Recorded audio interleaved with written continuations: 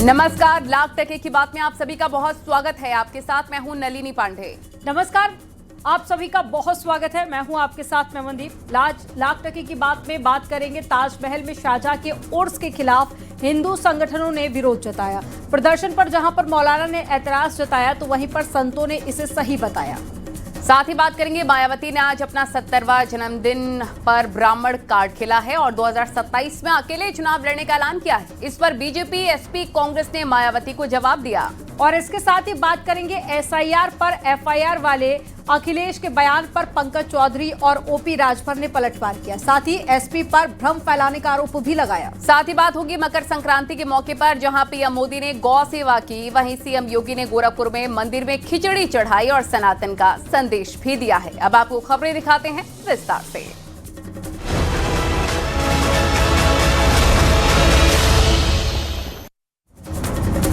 ताजमहल में शाहजहां के उर्स को लेकर हिंदू संगठन ने कड़ा विरोध जताते हुए एएसआई ऑफिस के गेट के सामने पुतला दहन किया।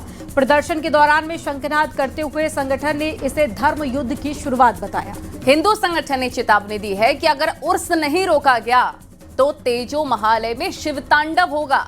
वहीं इस प्रदर्शन पर जहां मौलाना ने ऐतराज जताया, वहीं संतों ने इसे सही बताया है। इसी से जुड़ी आपको रिपोर्ट दिखाते हैं।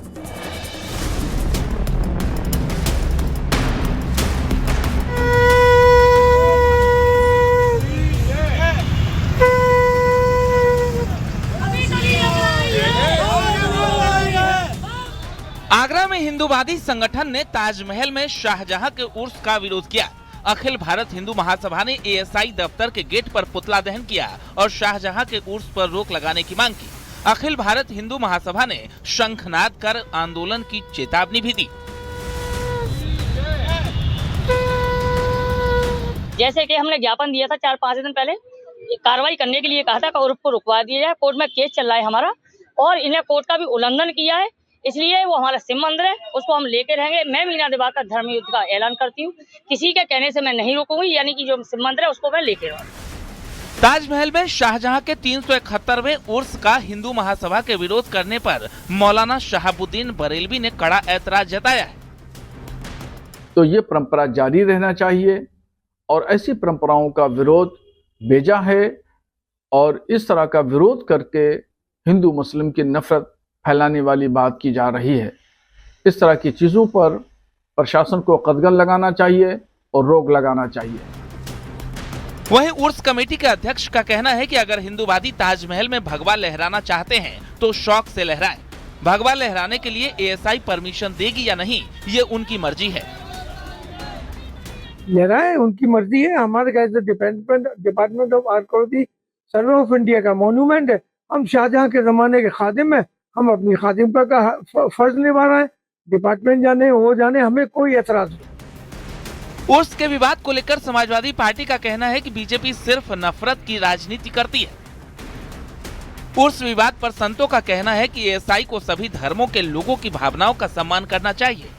अगर उन्होंने वहाँ ये कार्यक्रम किया तो हम संत महात्मा लोग वहाँ भगवान शिव का जलाभिषेक करने के लिए जाएंगे, ध्वज लगाएंगे, तिरंगा लगाएंगे। तब सरकार कहेगी कि महात्मा लोग उपद्रव कर रहे हैं, दंगा फैला रहे हैं। मतलब उनके लिए पूरा बेहतर कानून क्यों नहीं है कि वो उनको रोक लगाए कि आप ऐसा कार्यक्रम यहाँ नहीं कर सकते। अगर इस प्रकार से कोई कार्य किया जाएगा तो भगवान शिव की प्रतिमा और भगवान शिव का वहाँ दिव्य देवालय, और हम लोग इसका सख्त विरोध करते हैं। सारे संत समाज, सारे हिंदू सनातनी और सरकार से हमारी मांग है और पुरातत्व विभाग से कि इस प्रकार से कोई कार्य न किया जाए। अपने सनातन धर्म के लिए हम लोग वहाँ पर जाकर के एकजुट होकर के सारे हिंदू महासभा के लोगों के साथ हम लोग जाकर के वहाँ पर घेराव करेंगे और उस स्थान को अपने कब्जे में लेंगे, क्योंकि वह भगवान भोलेनाथ का स्थान था और वह भगवान भोलेनाथ का ही दिव्य तेजो महल वो है और वो हमारा ही रहेगा। आगरा में हिंदू संगठन का कहना है कि तेजो महाले का मामला कोर्ट में विचाराधीन है। हिंदू संगठन ने चेतावनी दी है कि अगर तेजो महाले में उर्स नहीं रुका तो शिव तांडव भी होगा। Bureau report, news 18।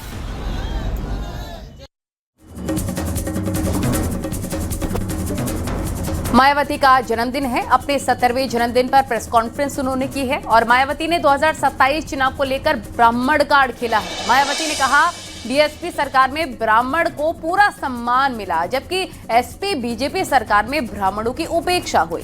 मायावती ने विधानसभा चुनाव में अकेले लड़ने का भी ऐलान किया है। मायावती के बयान पर बीजेपी और एसपी ने पलटवार किया है। आपको इस रिपोर्ट में दिखाते हैं।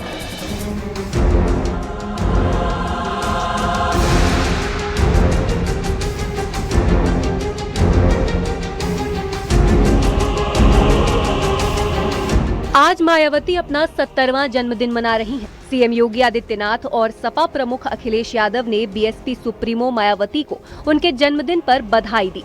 अखिलेश ने उन्हें भाजपा विरोधी संघर्ष जारी रखने को कहा। वहीं मायावती ने प्रेस कॉन्फ्रेंस में एसपी और बीजेपी दोनों पर निशाना साधा। मायावती ने कहा, समाजवादी पार्टी के शासन के दौरान गुंडों, माफियाओं और अपराधियों का राज था। दलितों का सबसे ज्यादा शोषण हुआ। 2 जून 1995 को लखनऊ गेट हाउस में बीएसपी ने एसपी के साथ गठबंधन तोड़ने के बाद हजारों सपाई गुंडों ने सरकारी मशीनरी का इस्तेमाल करके मुझे जान से मारने की कोशिश की। ये बात किसी से छिपी नहीं है।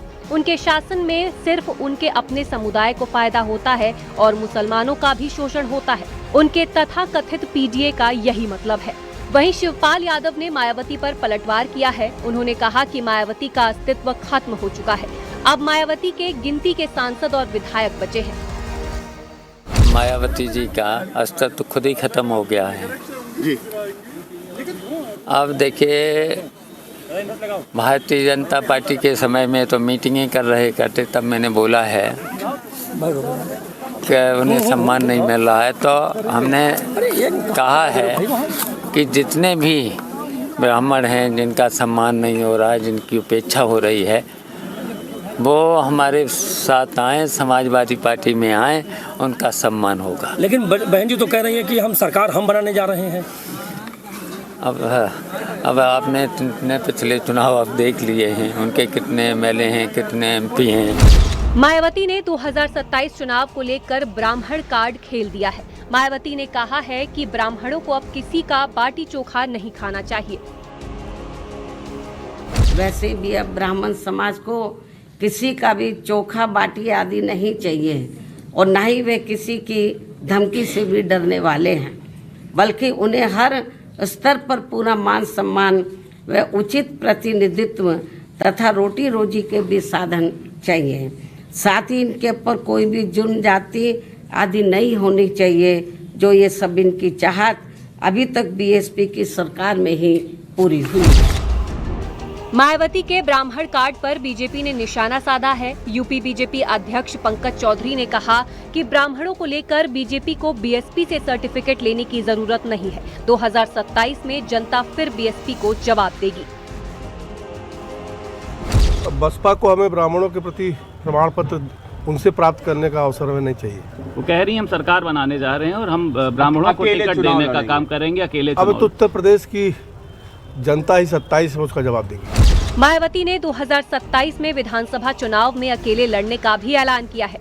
अब हमारी पार्टी उत्तर प्रदेश सहित पूरे देश में विधानसभा व लोकसभा का भी आम चुनाव अकेले ही लड़ना ज्यादा बेहतर समझती है और यूपी में जब इस बार चुनाव होगा अकेले ही चुनाव लड़ेगी। कोई गलतफहमी किसी को भी अपने आप में पैदा नहीं करनी चाहिए। बसपा कार्यकर्ता पूरे प्रदेश में मायावती के जन्मदिन को जन कल्याणकारी दिवस के तौर पर मना रहे हैं। वहीं मायावती ने जो विपक्ष पर सवाल उठाए हैं, उस पर सियासी घमासान जारी है। Bureau report, news 18, Uttar Pradesh, Uttarakhand.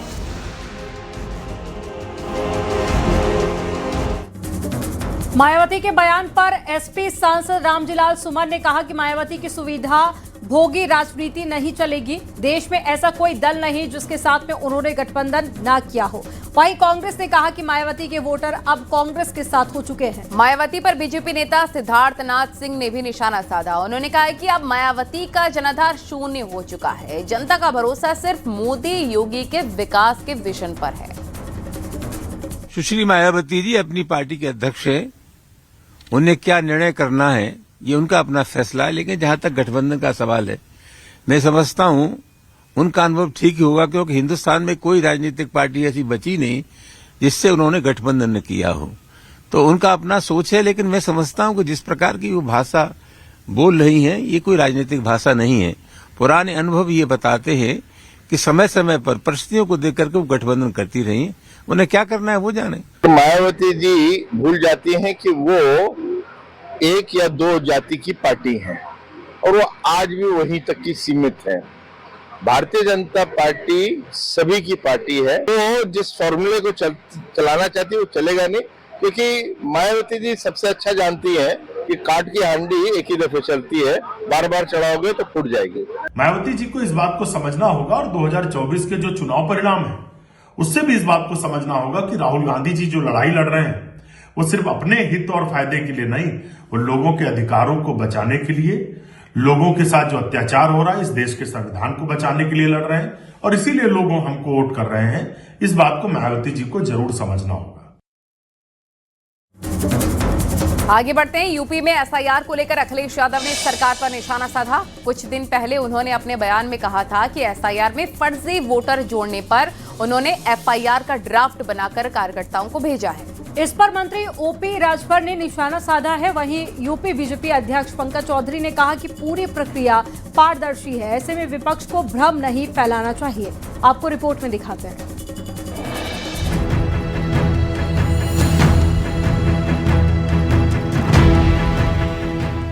UP में एसआईआर को लेकर सियासी बयानबाजी थमने का नाम नहीं ले रही है।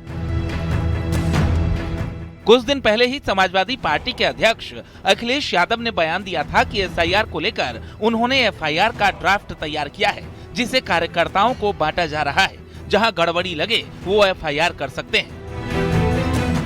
सरकार में बैठे हुए लोगों ने तो पहले ही निर्देश दे दिया है कि 200 वोट बढ़ाने हैं आपको, इसलिए हम लोगों ने तैयारी कर ली है। एक प्रारूप भी तैयार कर लिया एफआईआर का। अपने कार्यकर्ताओं को हम लोग प्रारूप दे देंगे। कहीं उन्हें फर्जी वोट बनता हुआ नजर आए या जानकारी मिले, बस उन्हें नाम डालना है, बाकी प्रारूप पूरा बना है उनके लिए। कैबिनेट मंत्री ओपी राजभर ने एसआईआर पर दिए अखिलेश यादव के बयान पर पलटवार किया है। ओपी राजभर ने कहा कि मृतक 46 लाख लोग स्वर्ग नर्क में हैं, उन्हें तो वही ला सकते हैं। उनके पास बयानबाजी के अलावा कुछ भी नहीं बचा है। अब अखिलेश यादव जी हो, चाहे राहुल गांधी हो, चाहे विपक्ष का कोई नेता हो, जो एसआईआर पर अगर बयान देते हैं तो इन लोगों को स्वर्ग और नरक जाना चाहिए। और वहाँ जो 46 लाख लोग मृतक वोटर लिस्ट में पाए गए हैं, इन लोगों को जाके वहाँ से ले आना चाहिए और उनका जो है एफिडेविट जो है बनवा करके साक्ष्य सबूत बीएलओ के पास जमा कराएंगे। भाई देखिए ये स्वर्ग से ले आए हैं और ये नरक में थे, ये स्वर्ग में थे, तो ये लोग आ गए हैं, इनका नाम चढ़ा लिया जाए। एसआईआर के मुद्दे पर पंकज चौधरी ने विपक्ष को घेरा है। उनका कहना है कि एसआईआर चुनाव आयोग का काम है। राजनीतिक दल का कार्यकर्ता होने के नाते हमने भी अपने कार्यकर्ताओं को टारगेट दिया है, किसी भी वोटर का नाम छूटने ना पाए। एसआईआर कहीं ना कहीं चुनाव आयोग का काम है जी, लेकिन हम सब राजनीतिक दल के कार्यकर्ता होने के नाते हमारी भी जिम्मेदारी होती है कि एसआईआर अगर हो रहा है तो हमारा कोई मतदाता छूटने ना पावे। उसके लिए सभी कार्यकर्ताओं को लगाया गया है कि जहां भी जिसका भी नाम छूटा हो और एक टारगेट दिया गया है कि उसको पूरा करें। यूपी में करीब 2 करोड़ 89 लाख वोटर्स के नाम कटने के बाद सियासी घमासान जारी है। एसपी और कांग्रेस जहां लगातार सवाल उठा रही है, वहीं बीजेपी भी पलटवार कर रही है। Bureau report, news 18।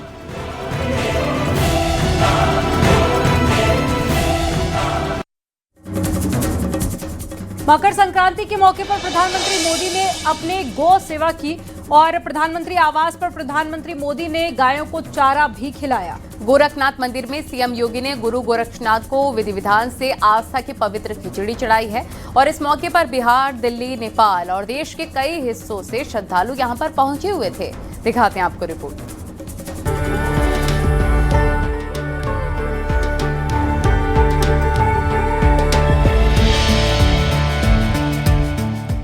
Makar Sankranti पर पीएम मोदी ने अपने आवास पर गौ सेवा की।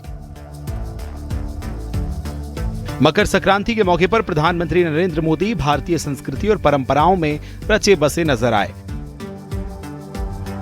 पीएम मोदी ने अपने आवास पर गायों को चारा खिलाया। मकर संक्रांति पर गौ सेवा को विशेष पुण्य माना जाता है। पीएम मोदी ने अपने ब्लॉग में सोमनाथ स्वाभिमान पर्व के दौरान सोमनाथ यात्रा में लोगों ने काशी तमिल संगमम और सौराष्ट्र तमिल संगमम जैसे प्रयासों की सराहना की। पोंगल के खास मौके पर पीएम ने काशी तमिल संगमम की बढ़ती भूमिका और एक भारत श्रेष्ठ भारत की भावना को मजबूत करने पर अपने विचार साझा किए। वहीं पीएम मोदी ने देशवासियों को मकर संक्रांति, उत्तरायण, पोंगल, माघ बिहू की शुभकामनाएं दी। मकर संक्रांति के पावन पर्व पर गोरक्ष पीठाधीश्वर और मुख्यमंत्री योगी आदित्यनाथ गोरखनाथ मंदिर में महायोगी गुरु गोरखनाथ को विधि विधान से आस्था की पवित्र खिचड़ी चढ़ाने पहुंचे। गोरक्ष पीठ की तरफ से खिचड़ी भोग अर्पित किए जाने के बाद श्रद्धालुओं के लिए मंदिर के कपाट खोल दिए गए। इस मौके पर उन्होंने शिवावतार महायोगी से लोक मंगल, सभी नागरिकों के सुखमय समृद्धमय जीवन की प्रार्थना की है और मकर संक्रांति पर गोरखनाथ मंदिर में गोरक्ष पीठाधीश्वर के मार्गदर्शन में खिचड़ी सहभोग आयोजित किया गया। पूरे प्रदेश में लाखों की संख्या में श्रद्धालु पवित्र धर्मस्थलों में जाकर के अपनी आस्था का नमन कर रहा है। गोरखनाथ मंदिर की खिचड़ी महापर्व को लेकर श्रद्धालुओं में खासा उत्साह नजर आया। बिहार, दिल्ली, नेपाल और देश के कई हिस्सों से श्रद्धालु गोरखनाथ पहुंचे। Bureau report, news 18।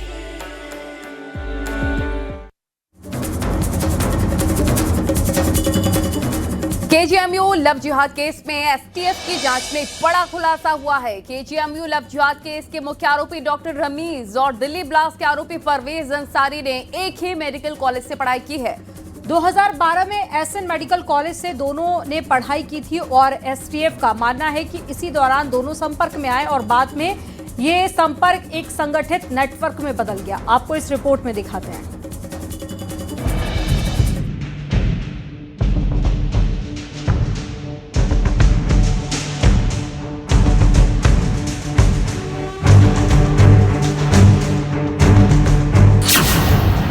KGMU love जिहाद केस में बहुत बड़ा खुलासा।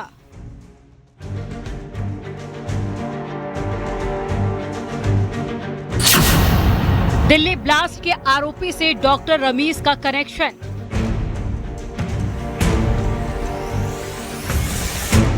केजीएमयू लव जिहाद केस के मुख्य आरोपी डॉक्टर रमीज को लेकर जांच जैसे जैसे आगे बढ़ रही है, वैसे वैसे चौंकाने वाले खुलासे हो रहे हैं।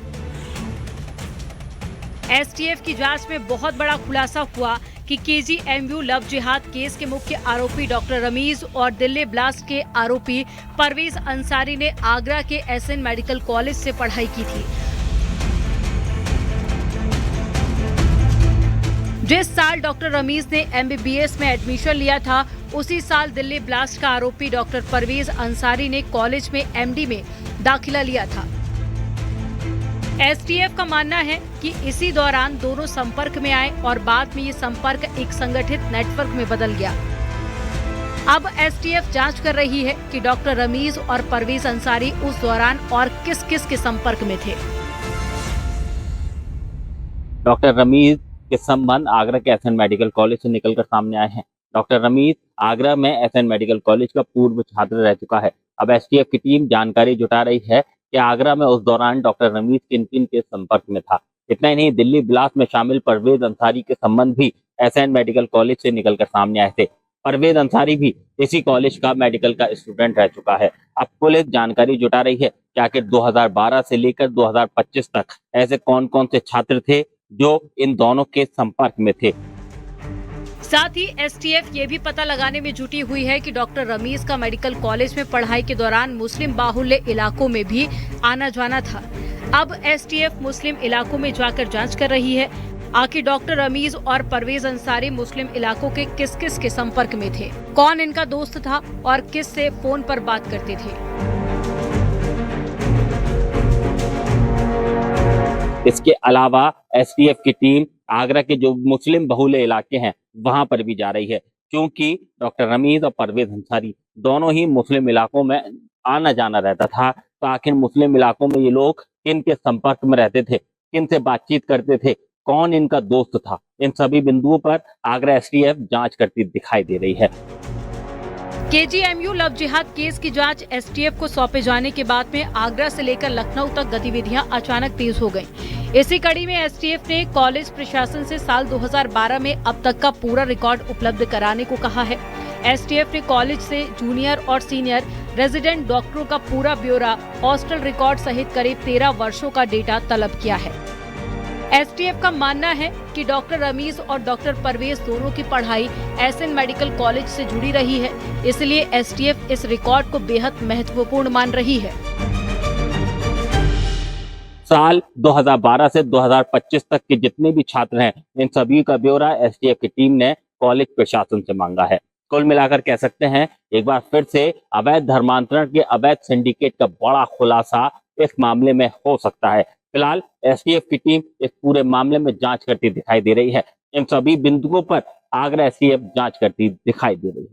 कामिल कुरैशी, न्यूज़ 18 आगरा।